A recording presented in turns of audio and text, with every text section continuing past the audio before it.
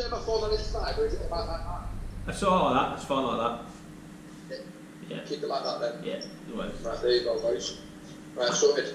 Okay, so next in our series of Sport Team Gibberish Talks 2, we're joined by Chris Ward, a former professional footballer from the Northwest and a former college pal of Stu. So thanks for joining us, Chris. First of all, let's just give us a little bit of an insight into Stu Booth, the college student. Go easy.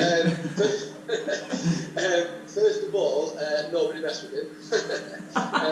He was, as a footballer, mate, he was very good football player. Yeah, a lot of respect for the way he played the game. Heart on his sleeve, technically very good though. And James is a big part of our college team. Without players like Booth in our college team, we wouldn't have had the power and the drive to be as successful as we were. Yeah, so it was a pleasure to play. He was a good player. Yeah, definitely. And I didn't pay him a single penny before. I know. Unbelievable. That's Get on PayPal quick. Yeah.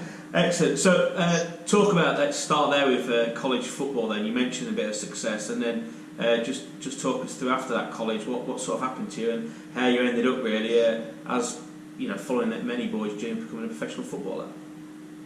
Yes, when I was at college, we obviously had a good side, and we travelled to America. Stu, I remember it well, went to America playing college football, and I was fortunate enough to get offered a couple of scholarships, one in Ohio, Rio Grande, which just wasn't for me. The place just didn't really, I wasn't comfortable with it. And then I got offered a second one at Long Island, New York. And who you'll remember, David Schofield got offered. He went out there.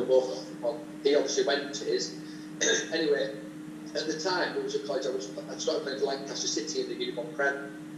You know, playing with some good ex-pros, like Paul Sparrow played for North End, Jimmy Grant played 300 league games, Dean Martin, some real good pros. And it was helping me develop my game. And we had a good side. I think in my first season I scored about 20 odd goals. Brought my foot in a final. So I missed rest that season. And then this season after, I scored about 43 in about 3 quarters of the season.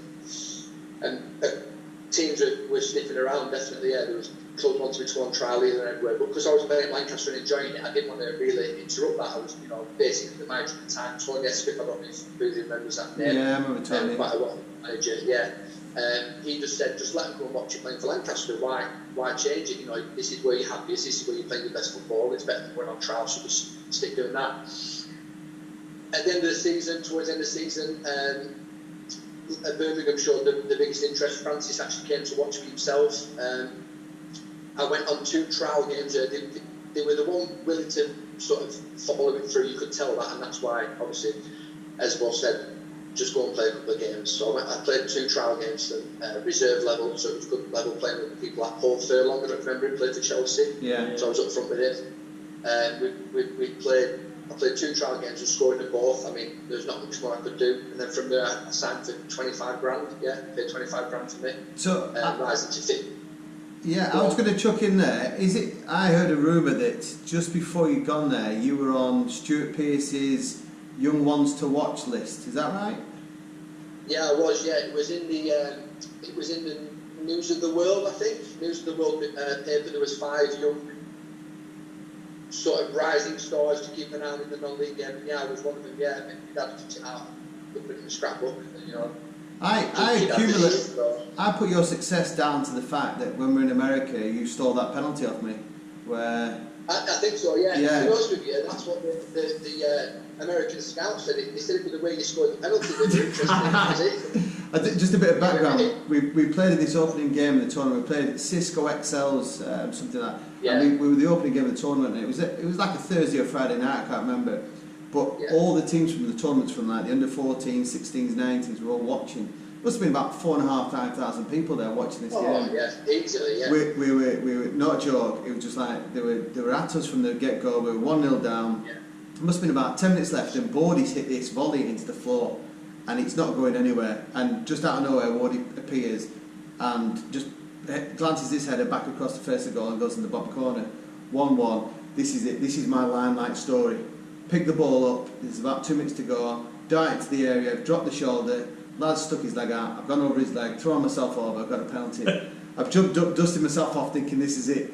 Pick the ball up. Gaffer's gone. Stu. I'm like, what? He's like, no, give it Wardy. I'm like, you are kidding me.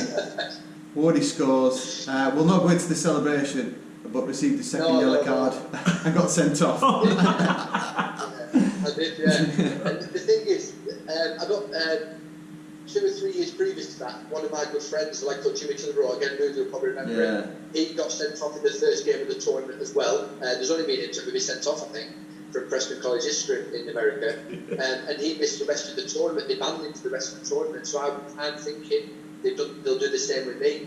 But because mine was 2 yellows, I got away with it and only missed. I was suspended for the next game, and still didn't get penalties that game. Yeah. He's not bitter though. So just go back to that move to Birmingham, 25,000 figure. What was that like? The transition from non-league footballer part-time to all of a sudden big time. Birmingham, whether people like it or not, Birmingham's a big club. Trevor Francis was a big name player, first £1 million player in the game, and a manager. What was that transition like?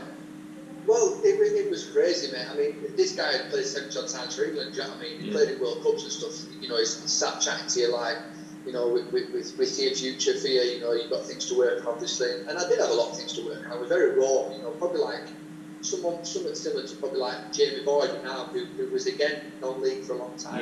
Came through. Obviously, he's gone on to far exceed anything I ever did. You know, I'm not comparing myself to him at all, but I'm just saying it's that similar transition from one to the next, and it was crazy. I mean, I was living in a hotel for a few months, sorting out my accommodation, and you know, like I said, the likes of Paul Furlong used to live there, because these guys had houses back where they were from, but obviously used to train during the week and then go to their families, etc. You know, and I'm mixing with people and guys who were worth a lot of money and good football players. It was really good in many ways, but it was hard work in some of the ones. Well, moving away from home, obviously, and I was only, probably just turned 19, so I was still relatively young. You know, it wasn't like I was, you know, mid-20s or something. But yeah, at the time, like I said, I was banging goals in front at Lancaster. I'd scored 43 in like 3/4 of the season, and I was mad that I didn't finish the season there, but they wouldn't let me. They said, no, you're not playing for me next season, so I was a bit mad about that. I'd signed after the transfer deadline, so I couldn't play Thursday with Birmingham. And I don't know if you remember, Stu again will remember this, big Preston fan. It was the year that Moyes and Francis had the big fallout, if you remember, on the pitch at Deepdale over the penalty situation. Yeah, because when it was Preston got Birmingham out. It was to do with the fact that they took the penalties into North End's fans, and one of the stands wasn't open, was it? And they said that should have been the neutral place to take the penalties, and they took it in front of the North End fans. Absolutely, yeah. So, and at the time, I played probably 6-7 reserve team games when I got there, 2 trial games and 5 or 6 more reserve team games, and I'd scored 13-14 goals. I was averaging 2 goals a game at the reserve level. Francis literally said to me, if you were signed before the deadline, you'd be involved in the playoffs.